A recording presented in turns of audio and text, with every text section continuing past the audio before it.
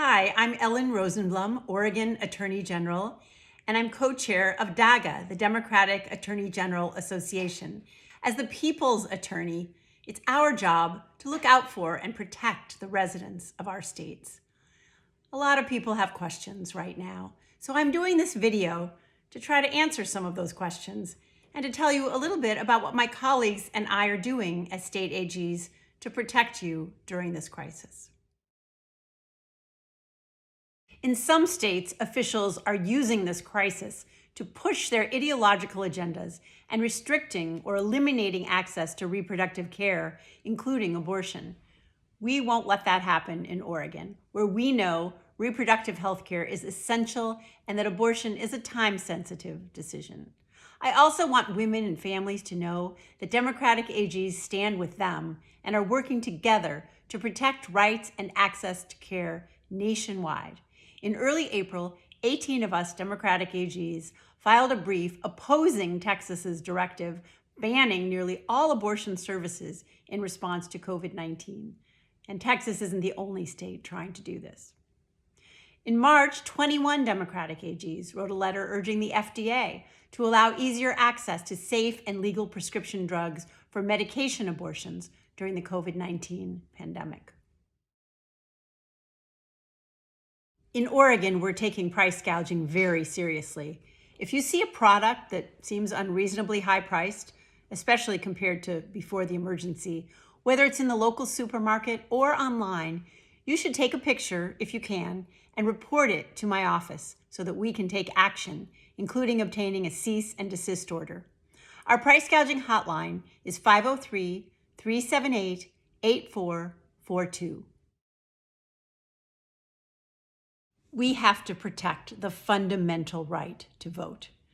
So we must do everything we can to ensure that even during this crisis, we are holding free and fair elections. Thankfully, here in Oregon, we have vote by mail and other safeguards in place so we can adjust to this crisis without too much disruption to our elections.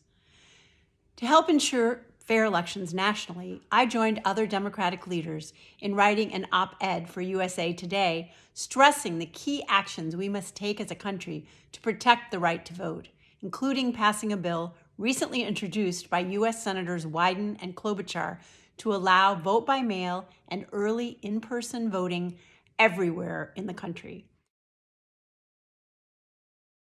Democratic AGs are collaborating to protect student loan borrowers from default, ruined credit, and the garnishment of government benefits. Our coalition urged the United States Department of Education to grant emergency relief for federal student loan borrowers during the COVID-19 crisis. The good news? Interest payments on federal student loans have been waived through September. It's important, however, to check with your student loan servicer to be sure that you qualify for and are receiving this waiver. And a good resource, if you have any problems, is the Student Borrower Protection Center.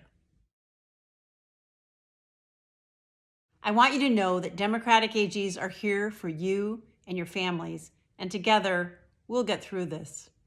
Democratic AG's top priority is to protect affordable health care that millions of Americans rely on. We've asked the Trump administration to reopen the Affordable Care Act exchanges nationwide so that more people can get coverage when they need it most.